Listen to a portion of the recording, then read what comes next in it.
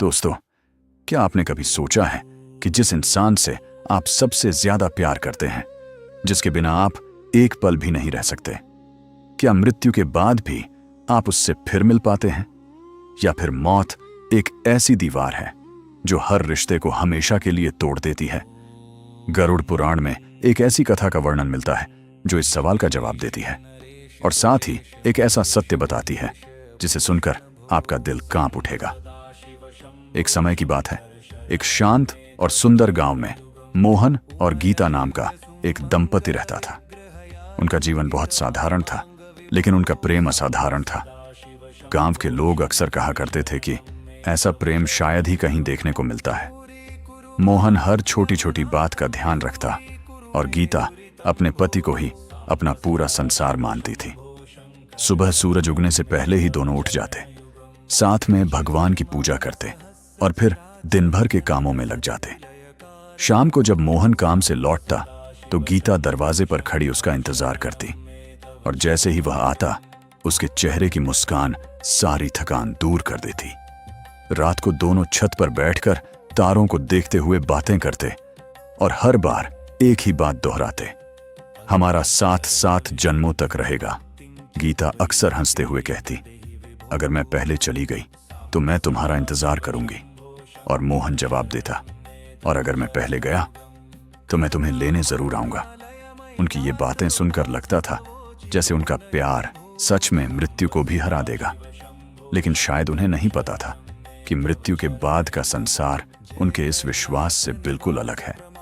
एक दिन अचानक सब कुछ बदल गया। मोहन को काम के सिलसिले में शहर जाना पड़ा। गीता ने उसे विदा करते समय उसके माथे पर तिलक लगाया और कहा, जल्दी लौट आना। लेकिन उस दिन मोहन वापस नहीं लौटा। रास्ते में एक भयानक दुर्घटना हुई और उसी क्षण उसका जीवन समाप्त हो गया। जैसे ही मोहन ने अंतिम सांस ली, उसे एक अजीब सा अनुभव हुआ। उसने देखा कि वह अपने शरीर के पास खड़ा है। लोग रो रहे हैं, कोई उसके शरीर को हिला रहा है, कोई पानी डाल रहा है। मोहन घबरा गया। उसने जोर से चिल्लाया, मैं यहां हूं, मैं जिंदा हूं। लेकिन उसकी आवाज किसी तक नहीं पहुंच रही थी। उसे धीरे धीरे समझ आने लगा कि वह अब इस शरीर में नहीं है, वह एक आत्मा बन चुका है। उसी समय अचानक वातावरण बदल गया। एक अजीब सी ठंडक और डर उसके चारों तरफ फैल गया और तभी उसके सामने दो भयानक आकृतियां प्रकट हुईं। काले वस्त्र, लाल आंखें और हाथों में फंदा। ये थे यमदूत। मोहन डर से कांप उठा। उसने पूछा, तुम कौन हो? उन्होंने गहरी आवाज में कहा, हम यमदूत हैं, तुम्हें लेने आए हैं। मोहन घबराकर बोला, लेकिन मेरी पत्नी गीता, मैं उसे छोड़कर नहीं जा सकता। हमने वादा किया था। यमदूतों ने एक ठंडी हंसी हंसी और बोले, पृथ्वी के वादे मृत्यु के बाद कोई मायने नहीं रखते। उन्होंने बिना और कुछ कहे मोहन की आत्मा को बांध लिया और उसे अपने साथ ले जाने लगे। मोहन पीछे मुड़ मुड़कर अपने घर को देख रहा था, जहां उसकी पत्नी गीता रो रो कर बेहोश हो रही थी। उसका दिल चिल्ला रहा था, मैं आऊंगा गीता, मैंने वादा किया है। लेकिन यमदूतों के शब्द उसके कानों में गूंज रहे थे, मृत्यु के बाद हर आत्मा अकेली होती है। यमदूत उसे एक अजीब और डरावने मार्ग से ले जा रहे थे। रास्ता अंधकार से भरा हुआ था। कहीं आग जल रही थी, कहीं से चीखों की आवाजें आ रही थीं, कहीं ऐसी आत्माएं दिख रही थीं जो दर्द से कराह रही थीं। मोहन ने डरते हुए पूछा, यह जगह कौन सी है? यमदूत बोले, यह वही मार्ग है जहां से हर आत्मा को गुजरना पड़ता है। यह तुम्हारे कर्मों का रास्ता है। जैसे जैसे वह आगे बढ़ता गया, उसे अपने जीवन के हर कर्म याद आने लगे, अच्छे भी और बुरे भी। उसे याद आया जब उसने किसी गरीब को नजरअंदाज किया, जब उसने गुस्से में गलत शब्द कहे, जब उसने स्वार्थ में आकर किसी को दुख पहुंचाया। उसका दिल भारी होता जा रहा था। उसे अब समझ आने लगा था कि यह यात्रा आसान नहीं होगी और यहां कोई उसका साथ देने वाला नहीं है। उधर पृथ्वी पर गीता का हाल बहुत बुरा था। वह दिन रात रोती रहती, खाना पीना छोड़ दिया था। हर वक्त भगवान से यही प्रार्थना करती, हे प्रभु, मुझे मेरे पति से मिला दो। उसे पूरा विश्वास था कि मोहन जरूर लौटेगा। क्योंकि उसने वादा किया था। लेकिन समय बीतता गया और मोहन नहीं आया। इधर मोहन की आत्मा अपनी यात्रा में आगे बढ़ रही थी। अंततः वह एक विशाल स्थान पर पहुंचा, जहां चारों ओर अनगिनत आत्माएं खड़ी थीं। बीच में एक भव्य सिंहासन था और उस पर विराजमान थे धर्मराज, यमराज।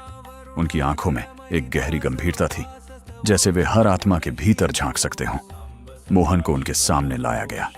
यमराज ने उसकी ओर देखा और कहा, मोहन, तुम्हारा समय पृथ्वी पर समाप्त हो चुका है। अब तुम्हारे कर्मों का निर्णय होगा।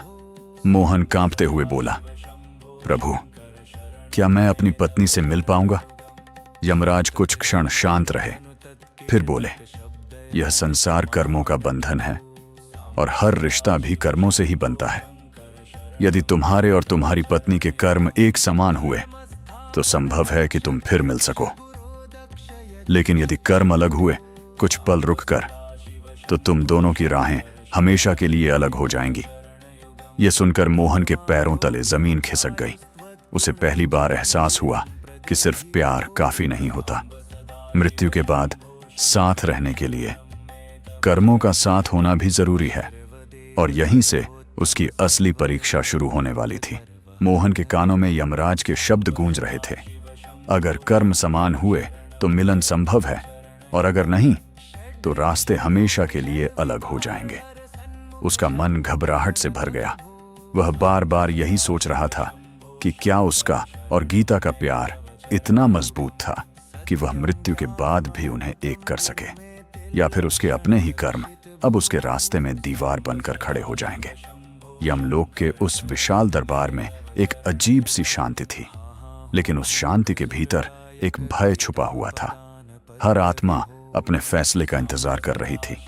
कोई रो रहा था, कोई कांप रहा था और कोई पूरी तरह चुप था। मोहन को यमराज के सामने खड़ा कर दिया गया।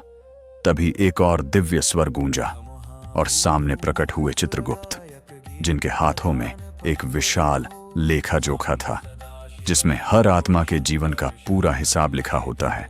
चित्रगुप्त ने मोहन की ओर देखा और बोले, मोहन, तुम्हारे जीवन का हर एक क्षण, हर एक कर्म यहां लिखा हुआ है। अब उसी के आधार पर तुम्हारा निर्णय होगा। जैसे ही उन्होंने अपने ग्रंथ को खोला, मोहन की सांसें तेज हो गईं। चित्रगुप्त पढ़ने लगे, तुमने अपने जीवन में कई अच्छे कार्य किए, अपने परिवार का ध्यान रखा, भूखे को भोजन दिया और कभी कभी जरूरतमंदों की सहायता भी की। यह सुनकर मोहन को थोड़ी राहत मिली, लेकिन तभी चित्रगुप्त की आवाज गंभीर हो गई। लेकिन तुमने कई बार अपने स्वार्थ के लिए दूसरों को दुख भी पहुंचाया, गुस्से में कठोर शब्द कहे और कई अवसरों पर सत्य से मुंह मोड़ लिया। मोहन का सिर झुक गया। उसे अब समझ आ रहा था कि जीवन में की गई छोटी छोटी गलतियां भी यहां बहुत बड़ी बन जाती हैं। वह घबराकर बोला, प्रभु, मेरी पत्नी गीता, वह बहुत अच्छी है, क्या मैं उससे मिल पाऊंगा? यमराज ने शांत स्वर में कहा, तुम्हारी पत्नी का समय अभी पृथ्वी पर शेष है। उसका निर्णय उसके कर्मों के बाद होगा। यह सुनकर मोहन के मन में एक नई चिंता पैदा हो गई। अब उसे सिर्फ अपने कर्मों की नहीं, बल्कि गीता के भविष्य की भी चिंता सताने लगी। उधर पृथ्वी पर गीता का जीवन धीरे धीरे एक पीड़ा में बदल चुका था। वह हर दिन मोहन की याद में रोती, हर रात उसकी तस्वीर को देखकर बात करती, जैसे वह अभी भी उसके पास हो। गांव वाले उसे समझाने की कोशिश करते, लेकिन उसका दिल किसी की बात मानने को तैयार नहीं था। वह सिर्फ एक ही बात कहती, वह मुझे लेने जरूर आएगा, उसने वादा किया है। लेकिन समय बीतता गया और उस वादे की आवाज धीरे धीरे खामोशी में बदलने लगी। इधर यमलोक में मोहन का निर्णय हो चुका था। यमराज ने आदेश दिया, मोहन, तुम्हारे कर्म मिश्रित हैं, इसलिए तुम्हें पहले अपने पापों का फल भोगना होगा, उसके बाद ही तुम्हें आगे का मार्ग मिलेगा। यह सुनकर मोहन का दिल बैठ गया। वह समझ गया कि अब उसे उस दर्द से गुजरना होगा जिसकी उसने कभी कल्पना भी नहीं की थी।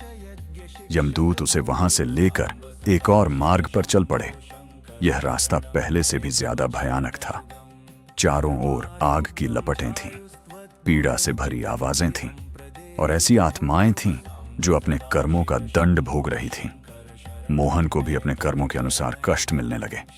हर दर्द के साथ उसे अपनी गलतियां याद आती। हर चीख के साथ उसे गीता की आवाज सुनाई देती। वह बार बार सोचता, काश मैंने अपने जीवन में और अच्छे कर्म किए होते, काश मैंने किसी को दुख न दिया होता। लेकिन अब पछताने के अलावा उसके पास कोई रास्ता नहीं था। समय बीतता गया और धीरे धीरे उसने अपने पापों का फल भोग लिया। अब उसे फिर से यमराज के सामने लाया गया। इस बार यमराज ने कहा, अब तुम्हें पुनर्जन्म लेना होगा। मोहन ने कांपते हुए पूछा, क्या इस जन्म में मैं गीता से मिल पाऊंगा? यमराज ने उसकी ओर गहराई से देखा और बोले, यह तुम्हारे और गीता के कर्मों पर निर्भर करेगा। अगर उसके कर्म भी तुम्हारे समान हुए तो संभव है कि तुम दोनों का मिलन फिर से हो, लेकिन अगर उसके कर्म अलग हुए तो तुम्हारा रास्ता अलग होगा और उसका अलग। मोहन की आंखों में आंसू आ गए। अब उसे समझ आ चुका था कि प्रेम जितना भी सच्चा हो, मृत्यु के बाद सब कुछ कर्मों के अधीन हो जाता है। उधर पृथ्वी पर गीता की हालत दिन ब दिन खराब होती जा रही थी। वह अपने पति के वियोग में धीरे धीरे कमजोर होती जा रही थी। एक रात जब वह आसमान की ओर देख रही थी, उसने धीमे स्वर में कहा, मोहन, मैं आ रही हूं। और उसी क्षण उसकी सांसें रुक गईं। अब उसकी आत्मा भी उस शरीर से मुक्त हो चुकी थी। जैसे ही गीता ने अपने शरीर को छोड़ा, उसने खुद को एक अलग ही अवस्था में पाया। वह अपने शरीर को देख रही थी और उसके आसपास रोते हुए लोगों को भी। वह घबरा गई। उसे समझ नहीं आ रहा था कि यह क्या हो रहा है। तभी उसके सामने भी वही भयानक यमदूत प्रकट हुए। उन्होंने कहा, चलो, तुम्हारा समय भी पूरा हो चुका है। गीता घबराकर बोली, मुझे मेरे पति के पास ले चलो, मैं उनसे मिलना चाहती हूं। यमदूतों ने बिना भाव के कहा, मृत्यु के बाद कोई किसी का नहीं होता। यहां हर आत्मा अकेली होती है। यह सुनकर गीता का दिल टूट गया, लेकिन अब उसके पास भी कोई विकल्प नहीं था।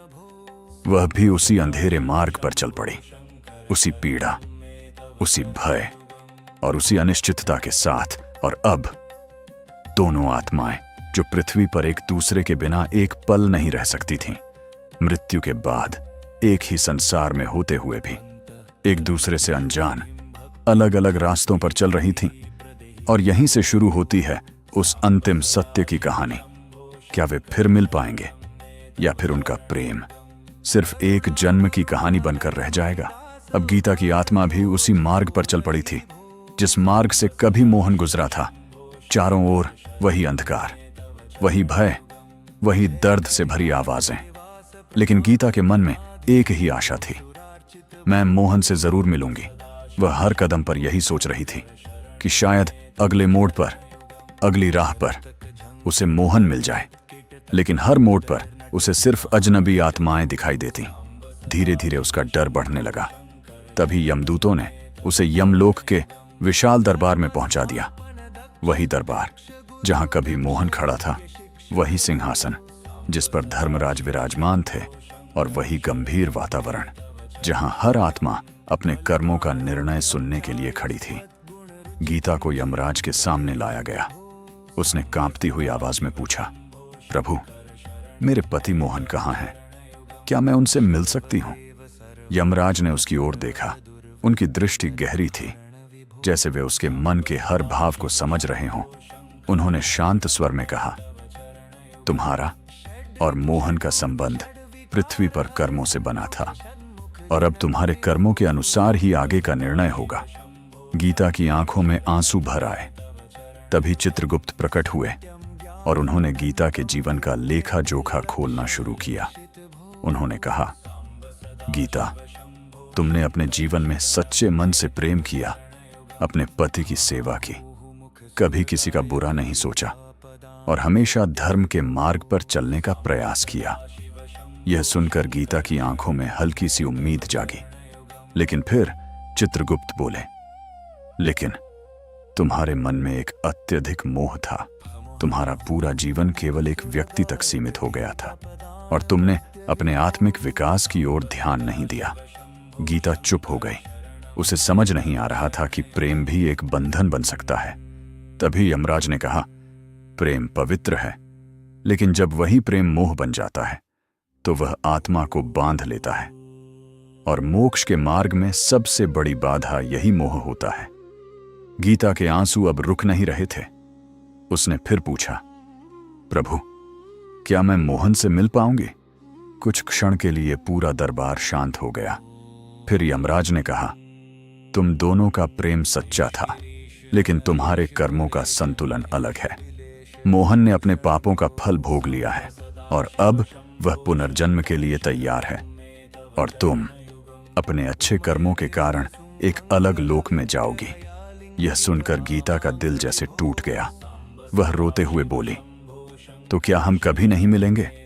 यमराज ने गंभीर स्वर में कहा, इस जन्म में नहीं, लेकिन यदि तुम्हारे कर्मों का चक्र फिर से एक समान हुआ तो भविष्य में तुम्हारा मिलन संभव है, लेकिन वह रिश्ता वही होगा, यह निश्चित नहीं। गीता अब समझ चुकी थी कि मृत्यु के बाद न वादे काम आते हैं, न ही केवल प्रेम। सब कुछ कर्मों के अधीन है। कुछ समय बाद मोहन को पुनर्जन्म के लिए भेज दिया गया।